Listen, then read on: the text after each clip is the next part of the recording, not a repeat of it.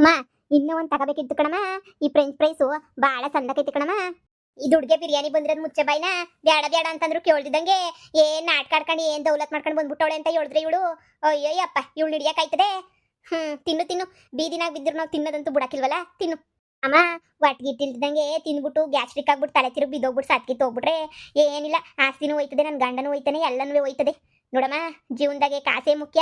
ಕಾಸು ಆಮೇಲೆ ಆರಾಮಾಗಿರೋದು ಅದೇನೇ ಮುಖ್ಯ. ಹಂಗಿಲ್ಲ ಅಂತಂದ್ರೆ ಜೀವನದಾಗ ಯಾರನ್ನ ಜನಗಳು ಬೆಲೆ ಕೊಡ್ತಾರೆ. ಕಾಸೇ ಮುಖ್ಯ, ಕಾಸೇ ಮುಖ್ಯ. ನೋಡು, ಇವನ್ ಸೀಮಂತ ದೊಡ್ಡ ಸೀಮಂತ ಅಂತ ಮದುವೆ ಮಾಡ್ಕೊಂಡು ನತ್ಪೆಟ್ಟು ನಾರಾಯಣನ್ ಮದುವೆ ಮಾಡ್ಕೊಂಡಂಗಾಯ್ತು. ಬಿಡು, ಏನ್ ಮಾಡಕ್ಕಾಯ್ತದೆ. ಬುಡೆ ಹೋಗ್ಲಿ. ಕರ್ಕೊಂಡೋಗ, ಇನ್ನು ಮದ್ವೆನಾಗಿಲ್ವಲ್ಲ. ಇಂಥ ಆಟಗಳೆಲ್ಲ ನಮ್ಮ ಕಡೆ ಎಲ್ಲ ಮಾಮೂಲಿ ಆಗೋಗ್ಬಿಟ್ಟೈತೆ. ಎಳ್ಳೆಳ್ಳು ಹೆಣ್ತನ ಮದುವೆ ಮಾಡ್ಕೊಳಕ್ ಹೋಗೋದು ಅದು ಬೇರೆ. ಇವಾಗ ತಲೆ ಎಲ್ಲ ಕೆಟ್ಟೋಗ್ಬಿಟ್ಟೈತಲ್ಲ, ಅದಕ್ಕೆ ನೀನು ಹೆಂಗೋ ಆಡ್ತಾವ. ನಿನ್ ಗಂಡಂಗೆ ತಲೆಗೆ ಏಟ್ ಬಿದ್ದಿರೋದಕ್ಕೆ ಬಿಡು, ಸೊರೋದ್ಮೇಲೆ ಎಲ್ಲ ಸೊರೈತದೆ. ನೀನೇನು ತಲೆಗೆ ಹಾಕೊಳಕ್ ಹೋಗ್ಬೇಡ. ಈಗ ತಿನ್ಕ ನೀನು. ಕಣಮ್ಮ, 7 ಎಕರೆ ಹೊಲ, ಆ ಮನೆ ಅಷ್ಟಿದ್ರು ನನ್ನ ಗಂಡಂಗೆ ನೋಡು. ಎಲ್ಲ ಅವಳು ಹೊಡ್ಕೊಬಿಡನಿ ಅಂತ ಪಿಲ್ಲನ್ ಮಾಡೋಳ ಏನು? ನಾನು ಬಿಟ್ಬಿಡ್ತೀನ? ನನ್ನ ಗಂಡಂಗೆ ಗೆಪ್ತಿ ಬರಲಿ ಅಂತ ಹೇಳ್ಬಿಟ್ಟು ತಲೆಗೊಂದು ಏಟ್ ಹಾಕನಮ್ಮ. ತಲೆಗೊಂದು ಏಟ್ ಹಾಕಿದ್ರೆ ಎಲ್ಲನೇ ಸರಿಯಾಗಿ ಗೆಪ್ತಿ ಬರ್ತದೆ ನೋಡು ಅವ್ನಿಗೆ. ಹೂನಿ, ಹಂಗೊಂದು ತಲೆಗೊಂದು ಏಟನ ಹಾಕ್ಬಿಡ್ಬೇಕು. ಮರ್ತೋಗಿರೋದೆಲ್ಲ ಗಿಪ್ತಿನ ಬಂದ್ಬಿಡ್ತದೆ ಅಂತ ಅನ್ನಿಸ್ತದೆ. ನೋಡೋಣ, ಅದಕ್ಕೂ ಪಿಲಾನ್ ಮಾಡೋಣ. ನಮ್ಮ ಮನೆ ಬರಹನೇ ಸರಿಲ್ಲ ಮಗಳೇ. ಯಾಕೆ ಹಿಂಗಾಯ್ತದೋ ಏನು ಕಥೆಯೋ ಗೊತ್ತಿಲ್ಲ. ಏನು ಮಾಡೋಕೆ ಹೋದ್ರೂ ಎಡವಟ್ಟಾಯ್ತದೆ, ಏನು ಮಾಡೋಕೆ ಹೋದ್ರೂ ಕೈಗೂಡಕ್ಕಿಲ್ಲ. ಏನು ಮಾಡನಿ ಬಿಡು. ಏನ್ ಗೊತ್ತದಮ್ಮ, ಇವತ್ತು ನನ್ನ ಗಂಡ ನನ್ನ ಆಟ ಆಡಿಸ್ತಾವನೆ, ನಾಳೆ ನನ್ನ ಗಂಡು ಆಟ ಆಡ್ಸೋ ಟೈಮ್ ಬಂದೇ ಬರ್ತದೆ ಕಣಮ್ಮ. ಕಾಯ್ಬೇಕಷ್ಟೇ ನೀನಿಯ.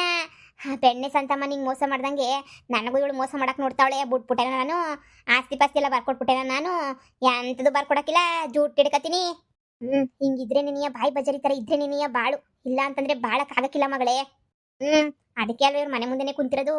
ಆ ಕಡೆ ನೋಡ್ಕೊಂಡು ಕುಂತ್ಕೊಳ್ಳಮು, ಯಾಮಾರ್ಬಿಟ್ಟು ಎಸ್ಕೇಪ್ ಆಗೋಗ್ಬಿಡ್ತಾರೆ. ಒಂದು ಸದ್ದೆ ಇಲ್ವಲ್ಲ, ಈ ಸದ್ಗೆ ಈಚೆ ಕಡೆಕನ ಬರ್ಬೇಕಿತ್ತಲ್ಲ ಮಗಳೇ. ಯಾರು ಸದ್ದೆ ಮಾಡ್ತಿಲ್ವಲ್ಲ. ಬತ್ತರ್ ಸುಮ್ಕಿರಮ್ಮ. ಅಮ್ಮ, ಈ ಆಶಿನೂ ಶಾರದಿ ಇಬ್ರು ಇನ್ನೊಂದು ವಾರ ಬರ್ಲಿಲ್ಲ ಅಂದ್ರೆ ನನ್ನ ಲೈಫೇ ಸೆಟ್ಲ್ ಆಗದಮ್ಮ. ಏನ್ ಮಾಡ್ತೀಯ? ಇವ್ರು ಬಂದು ಒಕ್ಕರ್ಸ್ಕೊಂಡ್ಬಿಟ್ಟು ಎಲ್ಲ ಹಾಳಾಗಿ ಹೋಗ್ತೈತೆ ನೋಡಮ್ಮ. ಈಗ ಮತ್ತೆ ನಾವು ಅದೇ ಪರಿಸ್ಥಿತಿಗೆ ಬರ್ತೀವಿ. ಮತ್ತೆ ಅದೇ ಹಳ್ಳಿ, ಅದೇ ಜೀವನ, ಮತ್ತೆ ಅದೇ ಹರಿಕತೆ. ಇದೆಲ್ಲನೂ ಬೇಕಾ ನಮ್ಗೆ? ನೀನೇ ಹೇಳು. ನನಗಂತೂ ಈ ಹರಿಕತೆ, ಈ ಜೀವನ, ಈ ಕಷ್ಟ ಸಂಕಟ ಎಲ್ಲನೂ ಬ್ಯಾಡ ಅಂತ ಅನ್ನಿಸ್ತಾ ಇತ್ತು ನನಗಂತೂ. ಏನು ಮಾಡನಿ ನೀನೇ ಹೇಳು. ಮತ್ತೆ ಅದೇ ಜೀವನಕ್ಕೆ ಹೋಗ್ಬಿಡ್ತೀವಲ್ಲಮ್ಮ. ಇವಳು ನೀನು ನೋಡಿದ್ಯಾ, ಕೋಟ್ಯಾಧೀಶ್ವರಿ. ಇವಳ ಜೊತೆ ಇದ್ರೆ ನಾನು ನೀನು ರಾಜ ರಾಣಿ ಥರ ನೆಮ್ಮದಿಗಿರ್ಬೋದು. ಏನು ಹೇಳ್ತೀಯ ಈಗ? ನೋಡು ಮಗ, ನಾನು ಅದನ್ನೇನೇ ಯೋಚನೆ ಮಾಡ್ತಾ ಇದ್ದೀನಿ. ಕುಂತ್ರು ನಿಂತ್ರು ಏನು ಮಾಡಿದ್ರು ಅದೇ ಯೋಚನೆ ಬತ್ತೈತೆ ನನಗಂತೂ. ಏನು ಮಾಡನಿ ಅಂತನೇ ಯೋಚನೆ ಆಯ್ತೈತೆ.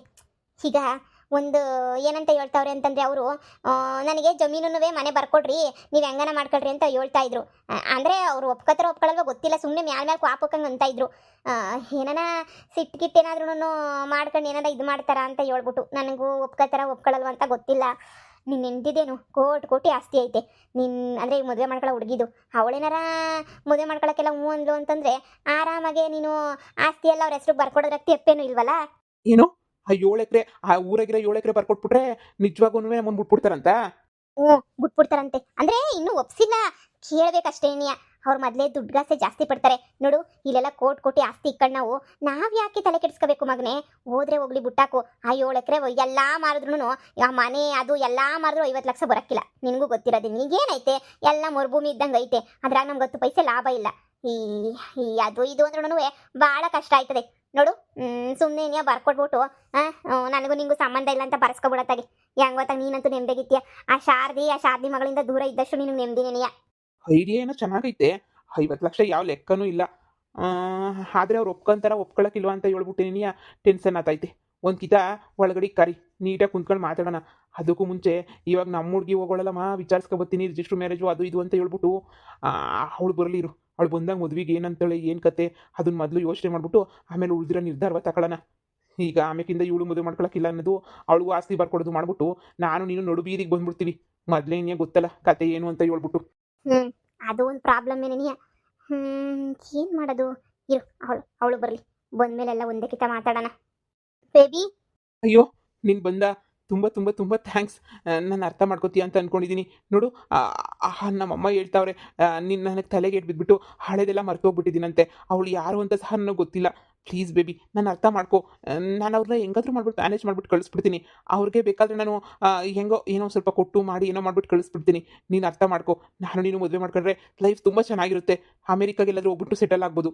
ಇವ್ರು ಮತ್ತೆ ಅಮೆರಿಕಕ್ಕೆ ಬರೋಕ್ಕೆ ಸಾಧ್ಯನೇ ಇಲ್ಲ. ಆರಾಮಾಗಿ ನಾನು ನೀನು ಅಮೆರಿಕಾದಲ್ಲಿ ಎಂಜಾಯ್ ಮಾಡ್ಕೊಂಡಿರ್ಬೋದು. ಈ ದೇಶದಲ್ಲಿದ್ದರೆ ತಾನೇ ಇವ್ರದ್ದೆಲ್ಲ ತಲೆನೋವು. ಅವ್ರಿಗೆ ಹೆಂಗೋ ಹೇಳಿ ಏನೋ ಮಾಡಿ ಉಗಿದು ಕಳಿಸ್ಬಿಡ್ತೀನಿ ಅವ್ರನ್ನ, ಇಲ್ಲಿಂದ ಓಡಿಸ್ಬಿಡ್ತೀನಿ. ಸರಿನಾ? ನಾನು ನೀನು ಮದುವೆ ಮಾಡ್ಕೊಂಡು ಆರಾಮಾಗಿರೋಣ. ಏನಂತೀಯ? ಪ್ಲೀಸ್, ನಿನ್ನ ಮಾತಿನ ಮೇಲೆನೇ ಎಲ್ಲ ನಿಂತ್ಕೊಂಡೈತೆ. ನೀನು ಹ್ಞೂ ಅಂದರೆ ಓಕೆ, ಇಲ್ಲ ಅಂದರೆ ಬೇಡ. ನೀನು ಏನು ಹೇಳ್ತೀಯೋ ಹೇಳು, ಪರವಾಗಿಲ್ಲ. ಇಷ್ಟೊಂದು ದುಡ್ಡಿರೋನ್ನ ಬಿಟ್ಬಿಟ್ರೆ ಮತ್ತೆ ನನಗೆ ಇಷ್ಟು ದುಡ್ಡಿರೋನ್ ಸಿಗಲ್ಲ ಅಂತ ಅನ್ನಿಸ್ತೈತೆ. ಅದು ಸರಿನೇ, ಓಡೋದಕ್ಕೆ ಅಲ್ಲ ಇರೋದಕ್ಕೆ ಯಾರಾದ್ರೇನು ಹ್ಞೂ ಅನ್ನೋದೇ ಬೆಟರು. ನನಗೆ ತಾನೇ ಇನ್ನೇನೈತೆ, ಇರೋ ಪರ ದುಡ್ಡೆಲ್ಲ ಖರ್ಚಾಗೋಗೈತೆ, ಇನ್ನು ಮತ್ತೆ ಏನೂ ಇಲ್ವಲ್ಲ. ಹಾಂ ಓಕೆ, ನೀವು ಹೇಗೆ ಹೇಳಿದ್ರೆ ಹಾಗೇನೆ. ನನಗಂತೂ ನಿಮ್ಮನ್ನು ಬಿಟ್ಟಿರೋಕ್ಕೆ ಆಗೋದೇ ಇಲ್ಲ. ಬಟ್ ಅವ್ರನ್ನ ಮೊದಲು ಮನೆಯಿಂದ ಓಡಿಸ್ಬಿಡಿ. ಅವ್ರನ್ನ ಓಡಿಸ್ಬಿಟ್ರೆ ನನಗೂ ನೆಮ್ಮದಿ ನಿಮಗೂ ನೆಮ್ಮದಿ ಅಲ್ವಾ? ಅದಕ್ಕೆ ನಾನು ಹೇಳ್ತಾ ಇದ್ದೀನಿ, ನನಗೂ ನಿಮ್ಮನ್ನು ಬಿಟ್ಟಿರೋಕ್ಕೆ ಸ್ವಲ್ಪನೂ ಇಷ್ಟ ಇಲ್ಲ. ಮಗನೇ, ಹಂಗಾರೆ ಕರೆದ್ಬಿಟ್ಟು ಮಾತಾಡ್ಬಿಡೋಣ ಆ ಶಾರದಿ ಮಗಳನ್ನ. ನಾನು ಹೇಳಿಲ್ವಮ್ಮ, ನಮ್ಮ ಹುಡುಗಿ ನನ್ನನ್ನು ಬಿಟ್ಟು ಒಂದು ಕ್ಷಣನೂ ಇರಲ್ಲ, ನನ್ನ ಅಷ್ಟು ಇಷ್ಟಪಡ್ತಾಳೆ ಅಂತ ಹೇಳ್ಬಿಟ್ಟು. ನಾನು ಹೇಳಿದ್ದೆ ತಾನೇ, ನೋಡ್ದಾ ಇವಾಗ ಎಷ್ಟು ಇಷ್ಟಪಡ್ತಾಳೆ ಅಂತ ಹೇಳ್ಬಿಟ್ಟು. ನನ್ನ ಹೀಗಾದರೂ ಗೊತ್ತಾಯ್ತಲ್ಲ ನಿನಗೆ? ಹಪ್ಪ ಸದ್ಯ. ಹಾಂ, ಅವಳನ್ನಂತೂ ಅವ್ರಿಬ್ಬರನ್ನೂ ಮನೆಯಿಂದ ಫಸ್ಟ್ ಕಳಿಸ್ಬಿಡ್ಬೇಕು. ಅವ್ರದ್ದು ಏನೈತೆ ಎಲ್ಲ ಸೆಟಲ್ಮೆಂಟ್ ಮಾಡಿಬಿಟ್ಟು ಆದಷ್ಟು ಬೇಗ ಮನೆಯಿಂದ ಕಳಿಸ್ಬಿಟ್ರೆ ಸದ್ಯ ತಲೆನೋವಾದ್ರೂ ತಪ್ತೈತೆ. ನಾವು ಹೆಂಗೋ ಆರಾಮಾಗಿ ಮದುವೆ ಮಾಡ್ಕೊಂಡು ಚೆನ್ನಾಗಿ ಸೆಟ್ಲ್ ಆಗ್ಬೋದು ಕಣಮ್ಮ. ಹ್ಞೂ ಕಣ, ಸರಿಯಾಗಿ ಹೇಳ್ದೆ. ಅಯ್ಯೋ, ನಿಮಗೆಲ್ಲ ತಲೆಗೆ ಏಟ್ಬಿದ್ದಿರೋದು ಅದು ಇದು ಯಾವ ವಿಚಾರನೂ ನನಗೆ ಗೊತ್ತಿರಲಿಲ್ಲ. ಐ ಆಮ್ ಸಾರಿ, ನಿಮ್ಮ ಬಗ್ಗೆ ನಾನು ತುಂಬ ತಪ್ಪಾಗಿ ತಿಳ್ಕೊಂಡ್ಬಿಟ್ಟಿದ್ದೆ. ಈಗ ಸ್ವಲ್ಪ ಎಲ್ಲನೂ ಅರ್ಥ ಆಯಿತು. ಪಾಪ ನೀವು ತಾನೇ ಏನು ಮಾಡ್ತೀರಾ, ಇಷ್ಟ ಇಲ್ದಿರ ಮದುವೆ ಮಾಡಿಕೊಂಡು ಹಾಗೆ ಹೀಗೆ ಅಂತ ಮಾಡಿ ಅದರಲ್ಲೂ ಎಲ್ಲ ಮರ್ತೋಗ್ಬಿಟ್ಟಿದ್ರಲ್ವ. ನಾನು ಅಕ್ಸೆಪ್ಟ್ ಮಾಡ್ತೀನಿ.